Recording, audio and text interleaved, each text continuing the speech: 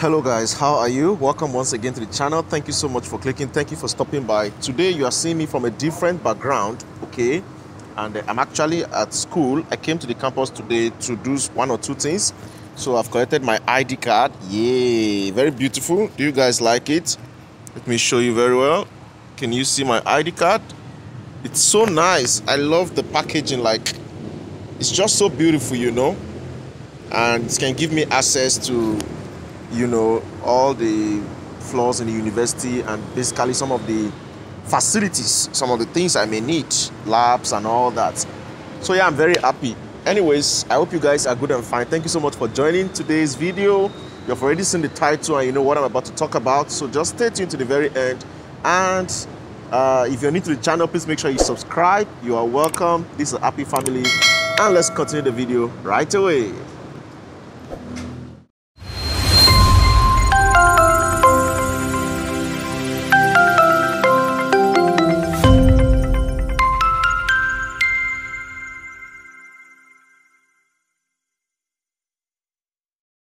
Okay, so yes, today I'll be continuing the part 2 of the other video I did. Remember I told you guys that I still have some more things to tell you, like how Malaysia actually changed me completely, okay?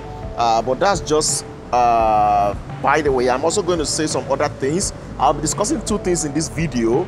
Number one, how Malaysia changed me completely, and number two, with regards to the Ramadan fasting, you understand? By the way, for all my Muslim friends, brothers and sisters, and my subscribers that are Muslims that are fasting at this period, how is the fasting period going? I hope you guys are enjoying it, and I hope it's bringing peace to your heart, and the major purpose of your fasting, I hope, is being accomplished.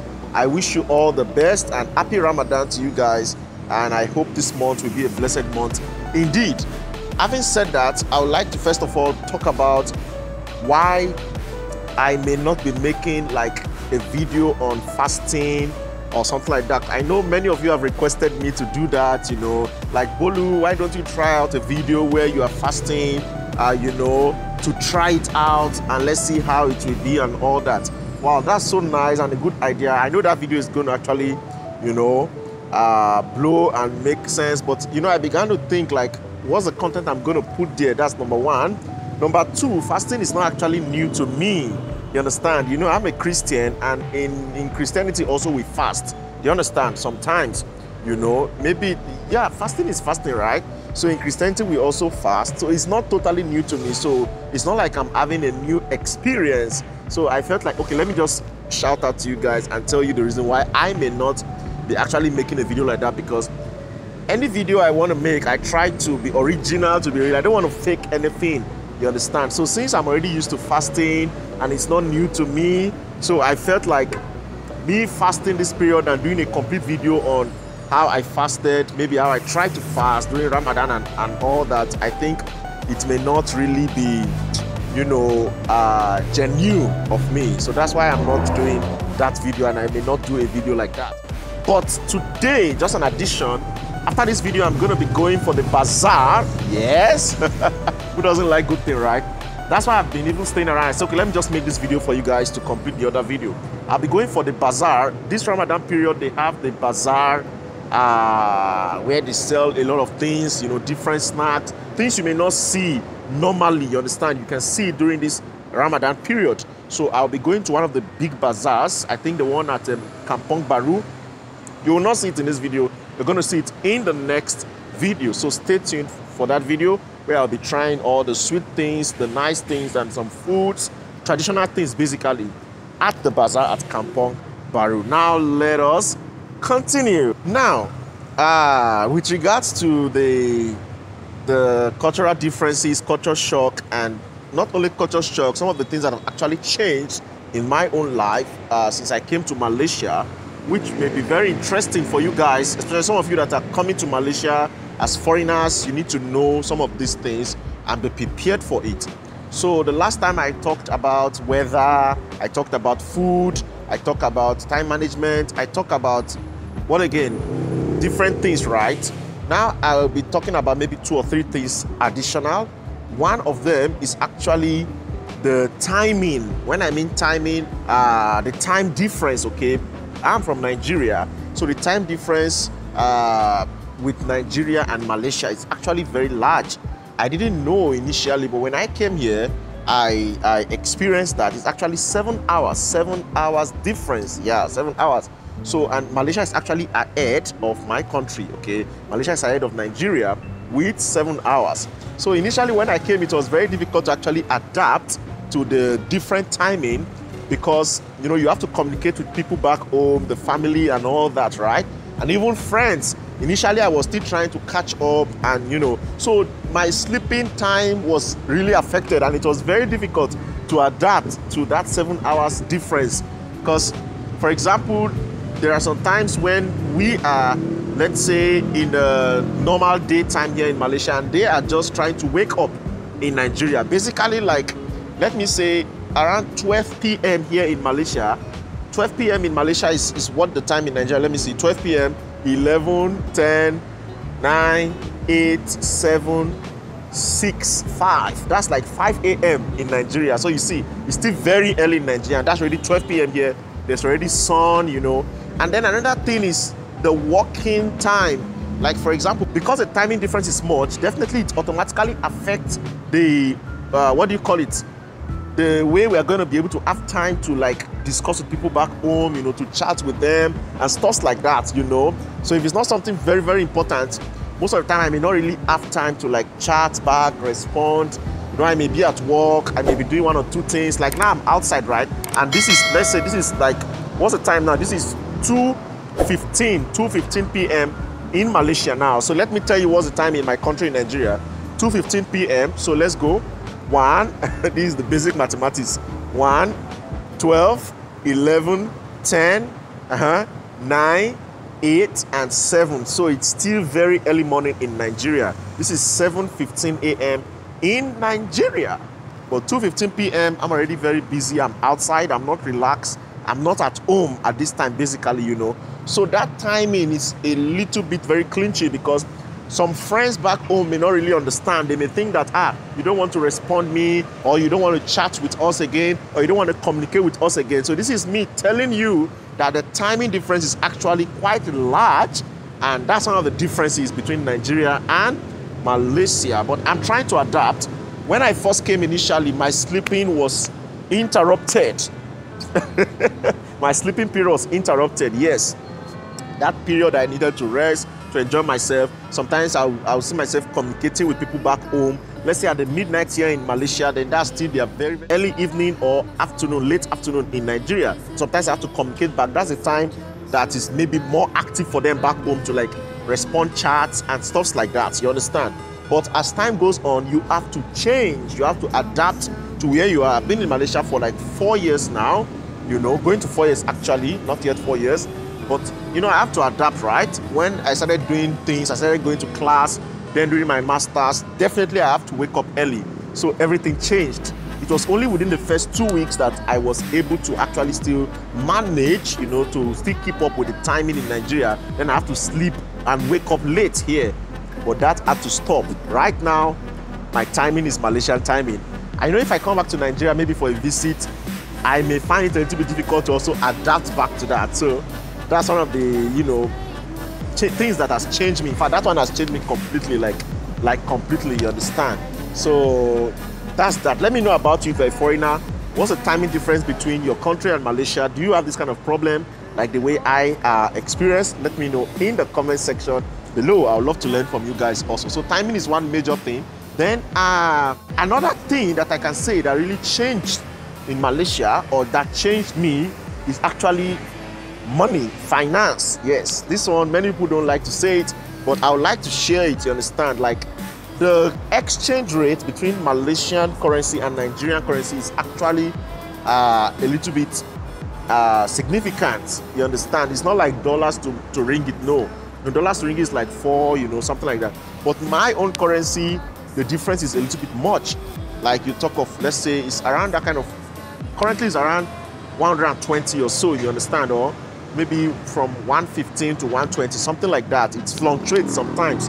So you can imagine that, right? So when I came, spending was a little bit very funny for me. Like, I was like, am I not spending so much? You know, initially when I came, the first 1 month, You know, I used to convert, I used to change the currency to see what I'm spending, you know, if it's so big, or, you know, to compare with Nigeria, basically.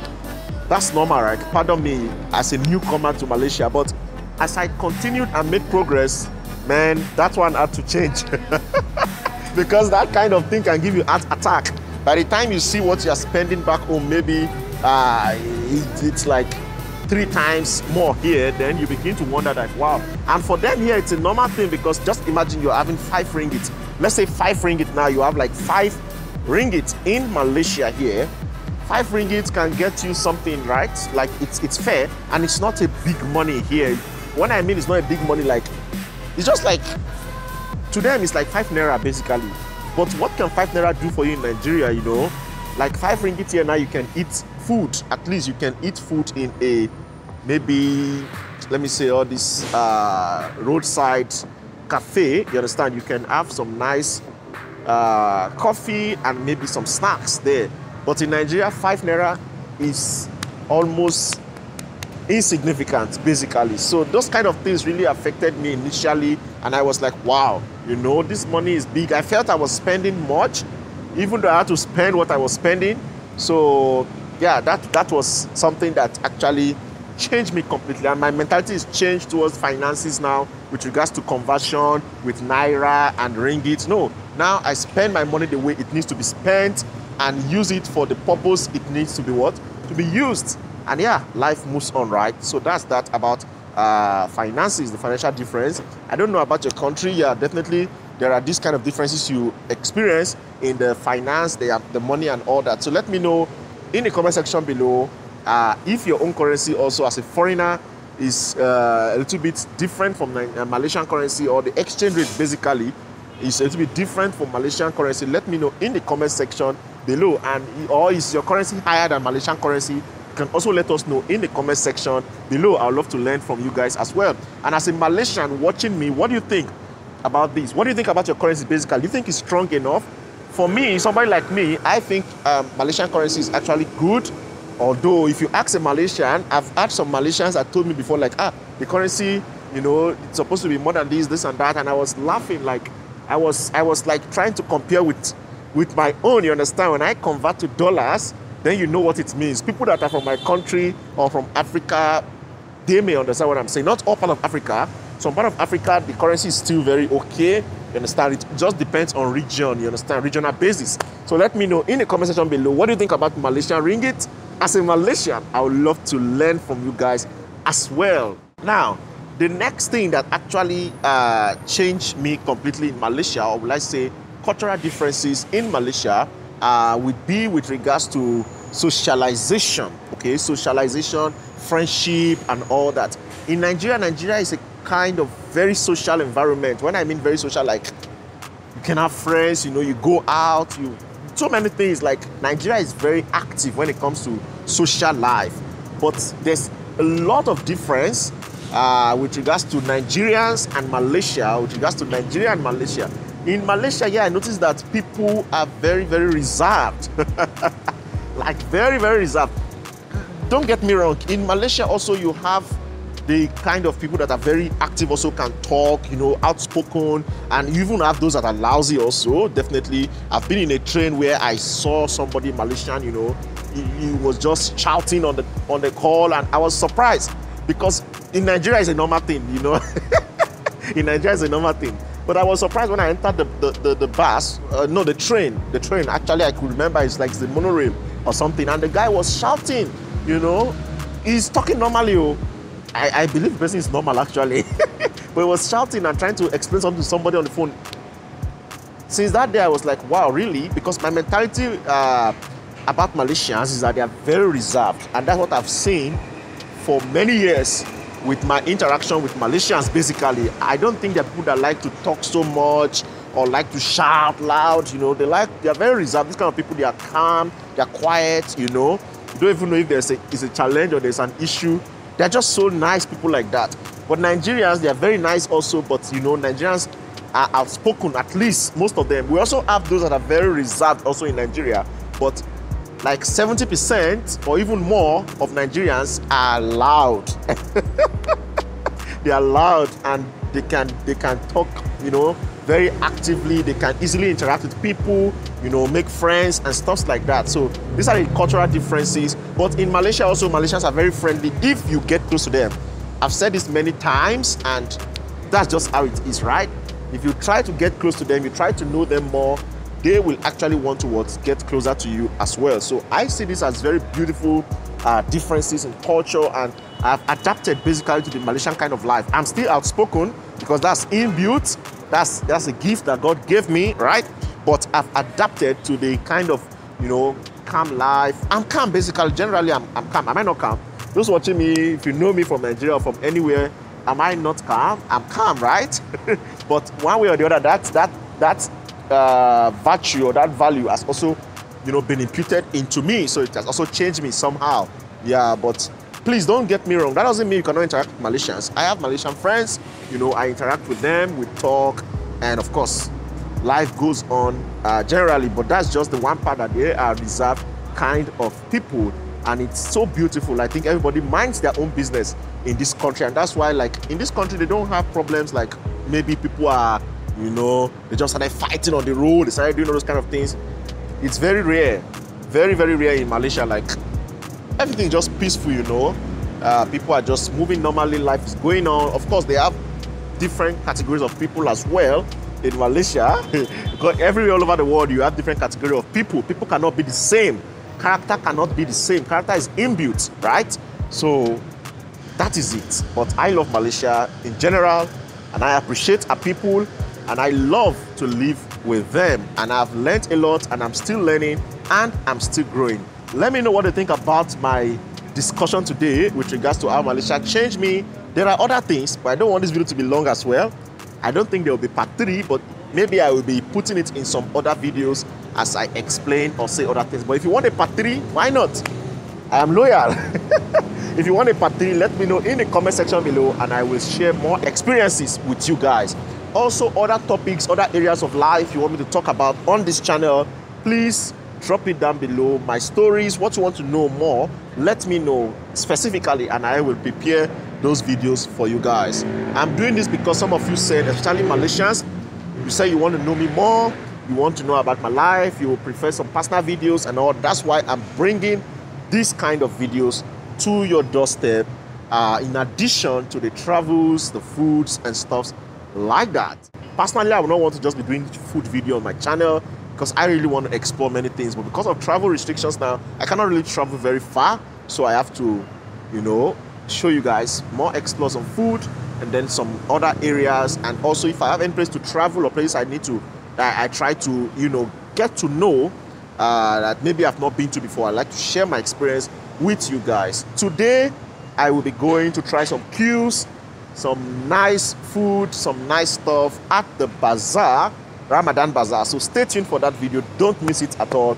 And to my Pakistani friends that joined, you're not so much that actually subscribe, but some of you that subscribe from the video where I tried Pakistani food in Malaysia, thank you so much for joining. One day I will definitely visit Pakistan. I'm very sure about that. Till I see you next time, stay safe. Don't let anybody steal your joy.